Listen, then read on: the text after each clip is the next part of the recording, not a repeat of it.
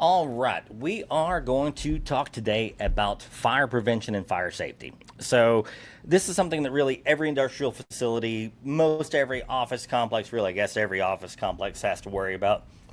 Even here, I have to make sure they don't have too many things daisy chained into surge plugs. Stuff you have to think about, stuff you have to worry about. So, we're going to talk about fire safety today. So, the goal of this is not to teach you how to fight fires. We're not going through the hands-on demonstration of how to use a fire extinguisher and all this type of stuff. We're talking about the day-to-day practical things that need to be done in a workplace to make sure that you are safe in the event of a fire. So fires are just one of the quickest ways to injure people, to destroy property, and we're going to go through talking about how to prevent it. Now, I can tell you, I've had personal experience with this recently. Just earlier this year, we had a well house burned down. And so this is some of the stuff that we'll kind of talk about. But the well house was wooden, probably had too much debris in it. Wound up getting used for a few storage activities it might not have been used for. And it had some wiring issues on it, and it had old faulty pump in it that was drawing way too much amperage to do its job effectively. All of these nasty scenarios combined together one night, and we wake up one February morning with our well house burned to the ground. Thank God it did not spread to the house, but this type of stuff actually does happen. So we want to make certain that we are able to be proactive and we're able to respond in the event of an emergency. So the goals for training today is I want you to leave knowing how to spot and remove fire hazards. That's the first one. How your evacuation plan works.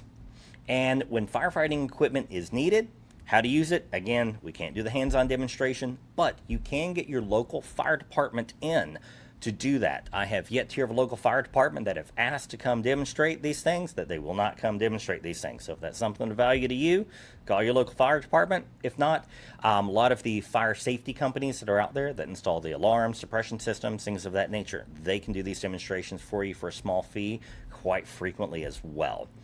And we're going to want to make sure that everyone understands their role from the top management down to each and every employee in the company. So, think about this real quick. When was the last time you heard a fire alarm? What'd you do? For me, this last weekend, I'm cooking bacon. Fire alarm goes off. We've all had that happen. And you know how my kids responded?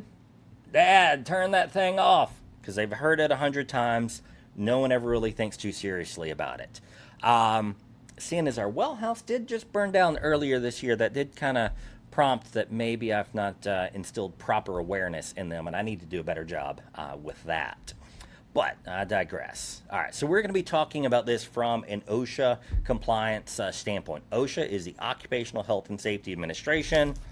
Got my big OSHA binder here with all of the CFRs that are applicable to my business. So, the OSHA CFR, Code of Federal Regulations, the law, is OSHA 29 CFR 1910.39. You average folks will never need to know this, but top management, your safety manager, your quality manager, that's important stuff for them. So, you need to know some of your basic roles and responsibilities. First, it is top management's job to provide the resources, meaning fire extinguishers, proper people, access to training, so forth. Proper resources and ensure the program is implemented. You supervisors, leads, foremans, it is your job to enforce these rules. Train your crews and run inspections. This should be just as big of a deal as the guy no showing, no calling today. It needs to be a big deal. We need to make sure it's addressed and handled properly. It's your safety manager, your QHSE manager, however we want to call them, HSE manager, EHS manager, all the same thing. It's their job to write and maintain the program and to conduct some formal risk assessment. Employees, it's your job to follow the procedure, which means you got to be trained on it and pay attention. It's your job to report hazards. Most every workplace should have some method of reporting nonconformities. If you're one of a TQA clients, you talk to you a lot about issuing nonconformance reports. Everyone should have the opportunity to raise their hand and say, whoa, something's not right here, we need to fix it. Get it documented what's wrong, get it documented what's fixed, life's good. In a previous job, I used to hand out gift cards when people found good problems and had a good solution to it. Employees, it's also your job to join in drills. We're going to have drills, take them seriously. Something else I used to do a few times when we did a drill is I would take a $25 Whataburger gift card. I give it to one guy that week. Say, we're running a drill later this week. Don't tell no one. But when we run it, I want you to go hide in the tool room or hide in the bathroom, and let's see if anyone realizes that you're gone. Hopefully you don't die in our fictitious drill. So it adds a little bit of fun to it, but it does also help validate if you're following your procedures. All right. We've got to identify our hazards. So we have fire hazard identification. You need regular inspections. Now, this does not mean I've got an inspection checklist and I'm going through and doing all these checks on it. Yes, your safety manager is probably going to do that on some regular interval. But seriously, how much does your safety manager see? What, 2% of what goes on in any given day? It's not enough. Everyone needs to join in on this. At a previous company, I had a guy who, one of our suppliers had his truck in, running a little hot, muffler's kind of dragging a little bit, one of these good redneck rigs, and he actually caught the grass on fire. All right, well, as soon as he drove into the facility, someone should have raised a red flag and said, whoa, buddy, that truck does not belong here. Get out of here. And maybe you've got one of these old forklifts that's, from the 1960s and somehow or another is still limping along, but it runs so daggum hot. You got to worry about these things. So look for hot motors. Grass fires are real common, especially as I'm recording this, it's August. All the grass, even though we've had a lot of rain recently, all the grass is brown and crunchy. That brown, crunchy grass is a good source for fire hazards. You want to look for overloaded outlets. Your IT guy is probably one of the worst about this. I was an IT guy, so I get to pick on them. But how many times have you seen something daisy-chained into those outlets? Or maybe you've got that surge strip that just randomly flips itself off, and so you flip it back on. I even saw once where someone put tape down on it so it couldn't flip itself off. And it flips itself off because it recognizes too much current is running through it, and it's going to get too hot. You can't have that. So you want to check for these things. Check for flammable liquids and leaks. I know that we have secondary containers for things, and sometimes maybe you need a little acetone spray bottle at your table, especially if you're doing like a dye penetrant or something like that. Or maybe it's just for cleaning purposes or whatever it may be. Maybe it's an alcohol spray or whatever the case may be. Make sure it's a good container and doesn't have any leaks. I think we've all had that cheap thing of bug spray where every time you spray it, a little bit leaks on your hands there. If we're using something flammable here, let's do better than that. You also want to do a risk evaluation. Yes, it's a good idea for your safety manager to do a formal risk evaluation, a little bit of numbers and math behind it, but we don't need that on a day-to-day basis. There's two things you got to look for: likelihood and severity. So, likelihood. If we have, one of these portable things, a gasoline or diesel, pretty common to have around, makes for an easy example here. We've got one of these portable things, gasoline and diesel, and it is tucked away underneath a shelf in nice vented open air. How likely is it that thing's going to catch on fire? If it's not surrounded by consumables, it's not got a lot of electrical stuff around it, it's in a low traffic area, that's a low likelihood. On the other hand, let's imagine it's right there at our bay door going into our shop. Likelihood there is a lot higher. And the fact that this is gasoline, well, that puts the severity pretty high. So you kind of got to look. If the likelihood of something getting damaged is really high, or the severity of something being damaged if this catches on fire is high, you should probably do something about it. And this is why we don't want to keep storage of those things for very long. So you take a look at it. You can do your own common sense assessment. This is either really likely that something could happen, or God forbid it did happen, it's really bad. That's what we have to look at. So we'll move on from here, and we're going to talk about fire prevention measures. The first one, eliminate the hazard. If it's not there, it can't go wrong. The easiest way to do this is housekeeping. Housekeeping. How often do you see that one guy in the shop who's got, old copies of prints laying around everywhere, maybe wrapper from his lunch, shouldn't be eaten in the shop, but, people do. And it's just a mess. It's just a mess. He's got old oily rags everywhere.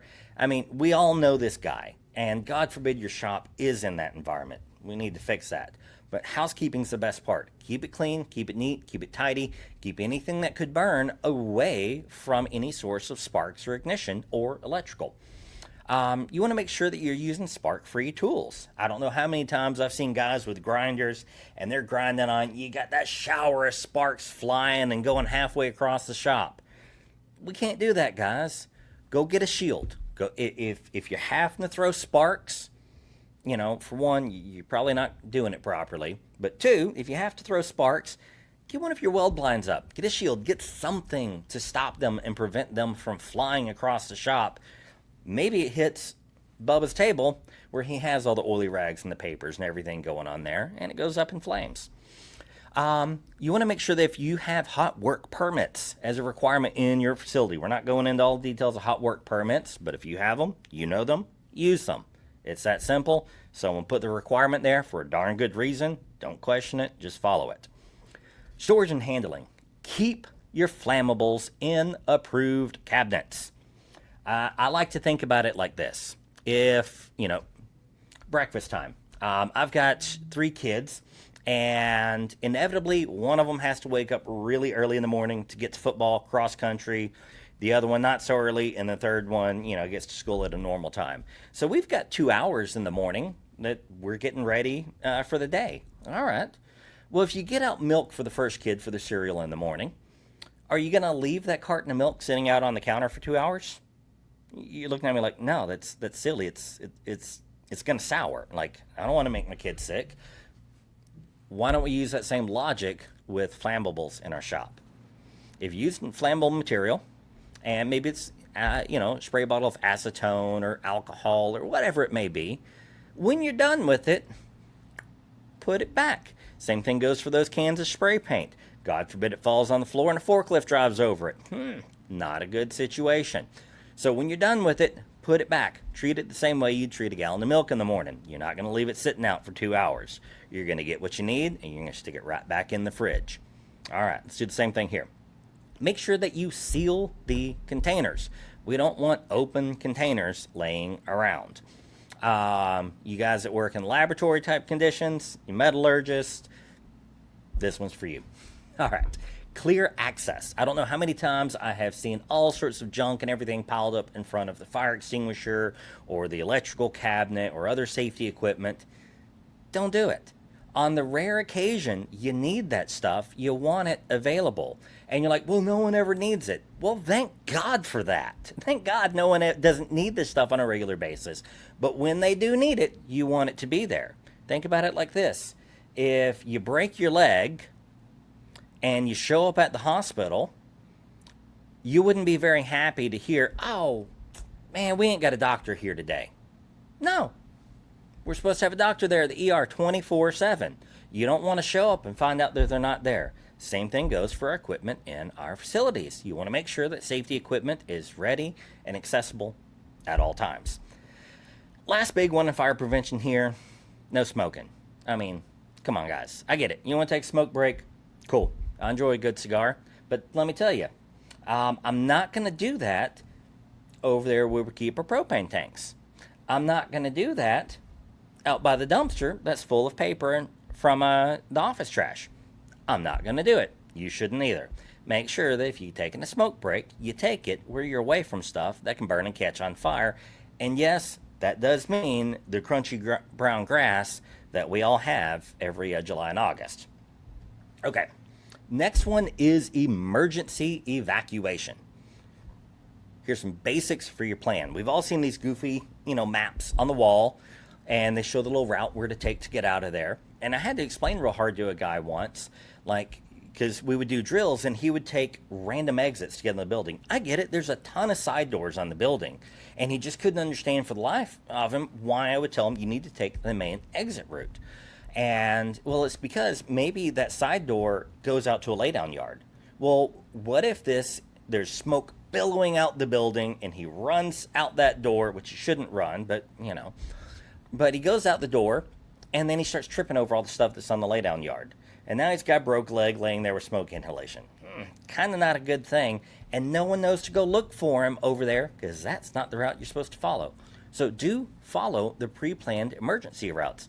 Safety professionals, when you're putting your emergency plan in place, consider your evacuation route and train people. If you are in this section of the building, this is the route you will take. If you are in this section, this is the route you will take. You should always have at least 2 exits that are pre-planned. Make certain those exits, of course, have signage telling you that's an exit. But when it's there at the top of the door, if the building's full of smoke and the power's probably out if there's a bad fire, because that typically happens, does anyone see that smoky field sign up there? Probably not. And where are you going to be looking if it's dark? If it's dark and you're running, do you go like this? No. You look down at the floor because you want to know where your feet are. All right. Take a few minutes. Get an exit sign on the floor by that exit door. And, maybe you're like, well, Kyle, it costs so much to get an electrician to wire one of those in. There are glow-in-the-dark exit signs that just soak up the light all day and glow at night. Perfect. Put a couple of those on the side of the door at the floor. All right. Next thing is we need to talk about visitor accountability on this one. This is a tough one. So one of the things that I used to do when I would put these drills together is I would inform all of my supervisors that anyone that is near that front office is going to grab that binder. If the binder's gone, we assume it's gone. I would train our receptionist in the event of a fire, you grab the visitor log because we need to account for all of our people. This is also one of the reasons I give the guy the little Whataburger gift card and tell him to go hide because I want to see if anyone figured out that he was missing. And you might think, man, this is hard. Like, how can we actually do that? Look, once you get to the muster point, all the supervisors get together real quick and they run through who was missing today.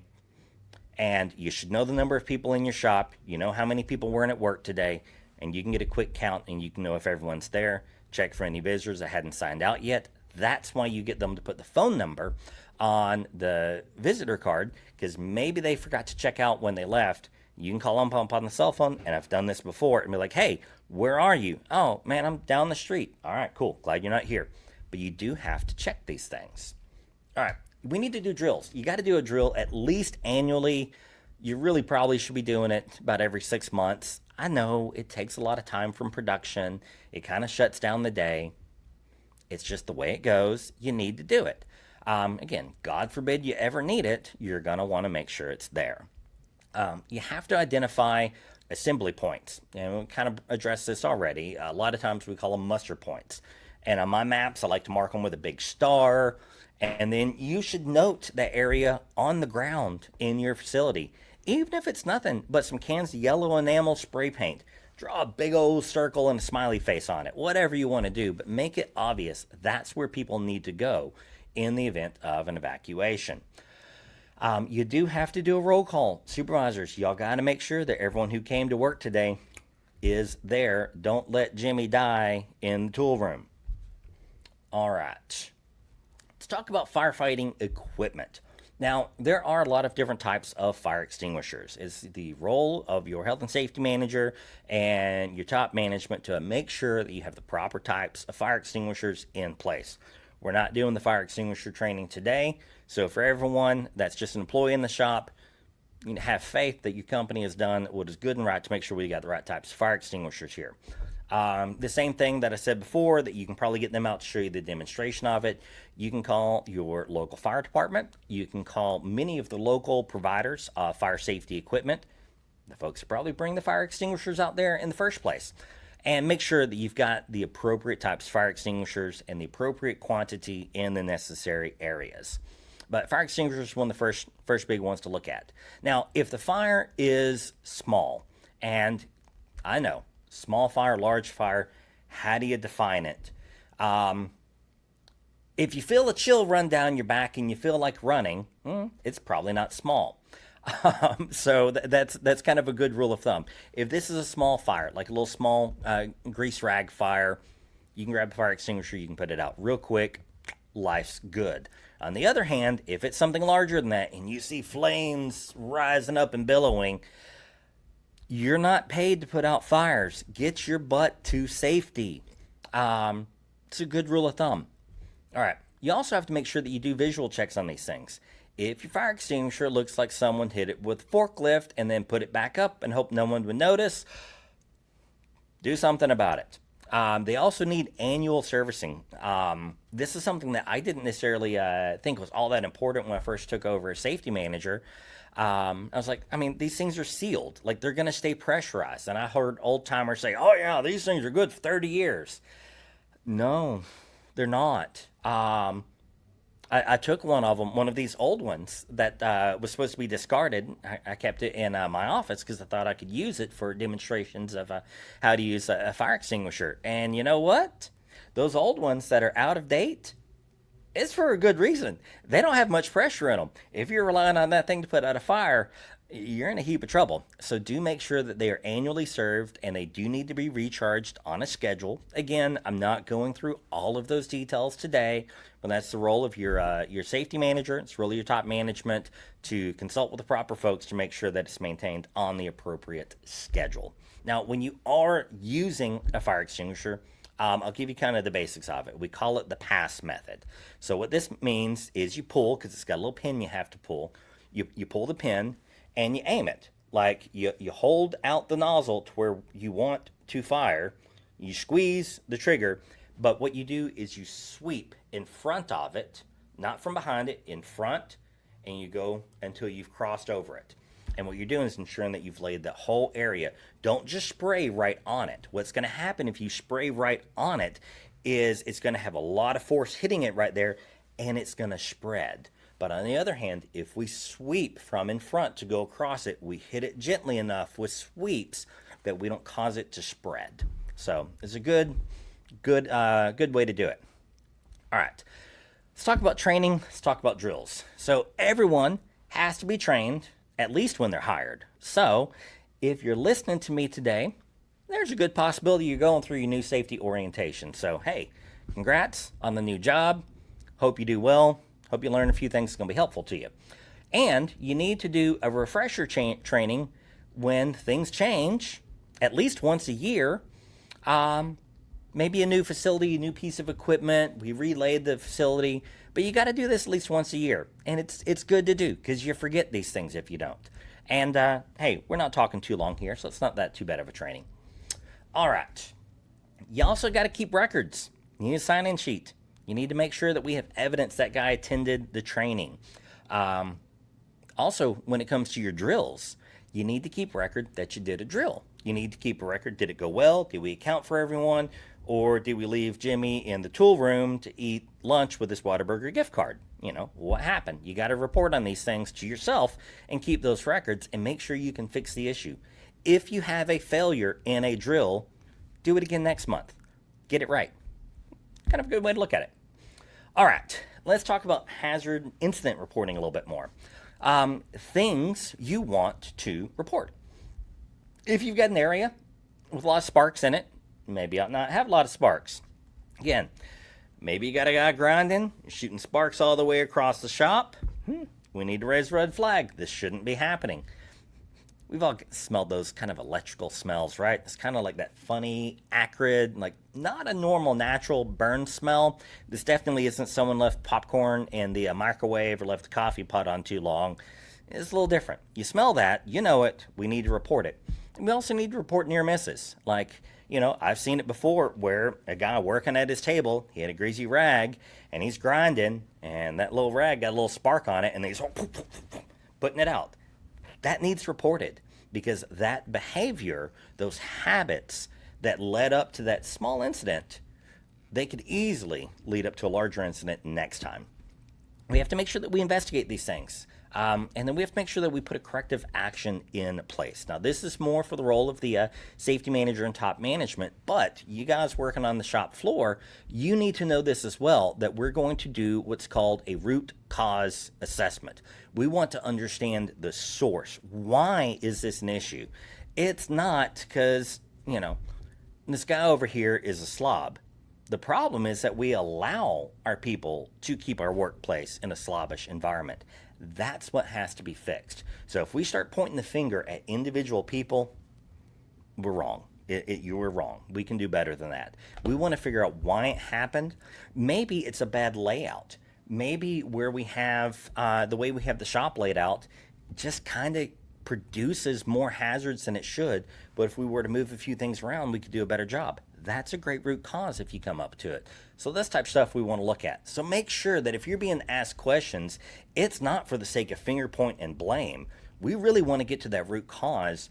Why is it that so-and-so did something that was stupid? It's not because they're a terrible, bad employee. It's because something made it acceptable to do that. And we need to eliminate that. So, a couple of kind of practical tips, takeaways I hope you get from it, is housekeeping's huge. We want to keep walkways clear. We want to keep paths clear because, again, there's billowing smoke and the power's out. You sure as heck don't want to be tripping all over a pallet or a hose on your way to get out the door. We want to make sure that nothing's blocking the doorways, even for 5 minutes. I don't want anything blocking that doorway any longer than is absolutely necessary. So that does mean if we're loading and unloading a truck, we're not going to just park it there for hours for it to get unloaded. We're going to do a better job. You need to know at least 2 exits at any moment. Know the preferred and defined exits to get out of the building, because those side exits may not always be a good opportunity. Check your cords before you plug them in. One of the easiest ways to do this too, I ran into this winter. We had a horse that was literally freezing to death. Bitter cold winter. She was a young foal, and we just couldn't keep her warm enough. And so we took like some of those heat lamps that like you'll use for baby chicks, and we put those in the barn to try to warm her up a little bit. And I went to go grab the extension cable that was running out to it, and I felt that it was a little warm. This extension cable shouldn't be warm right now. It's like 10 degrees outside. And sure enough, we were using a medium-duty extension cord, and we needed to put a heavy-duty extension cord in place. The moment we did that, no warmth. That extension cord felt just as cold as the ground beneath it.